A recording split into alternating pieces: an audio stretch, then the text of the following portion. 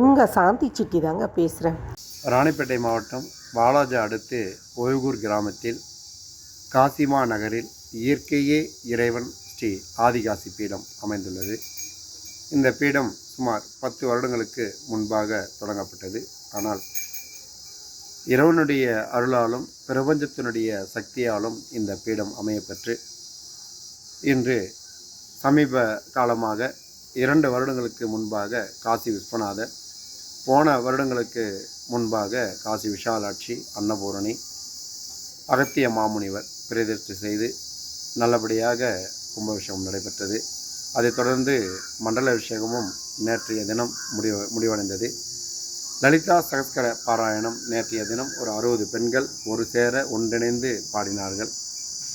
இந்த புண்ணிய பூமியில் காசி ஸ்ரீ ஆதி காசி பீடம் என்று அழைக்கப்படுவது காசியில் எப்படி இருக்கிறதோ அதே போன்று இயற்கையாக இறைவனால் இங்கு ஒரு சில விஷயங்கள் நடக்கின்றது.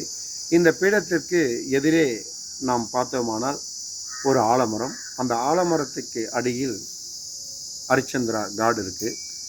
அதன் எதிரே பார்த்தோமானால் எப்படி காசியில் பிணங்களை எரித்து அங்கு சரணம் செய்கிறார்களோ அதே போன்று இந்த இடத்திலும் பிணங்கள் எரித்து பக்கத்தில் இருக்கும் ஓடையில் அப்படியே ஓடையாக இருக்கும். அங்கு நதியாக கங்கையாக ஓடுகிறது, இங்கு நதி ஓடையாக ஓடுகிறது. இவ்வளோதான் வித்தியாசம்.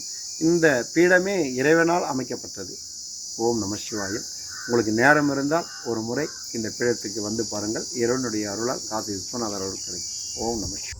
கோவிலோட இன்னொரு சிறப்பும் இருக்குங்க. காசியில் எப்படி 6 மணிக்கு கங்கா ஆரத்தி பண்ணுறாங்களோ அதே மாதிரி இங்கேயும் பண்ணுறாங்க. நாங்களும் இன்றைக்கி கங்கா ஆரத்தி பார்த்துங்க, மன திருப்தியாக இருந்தது. அடுத்த வீடியோவில் நான் உங்களை சந்திக்கிறேன். பாய்.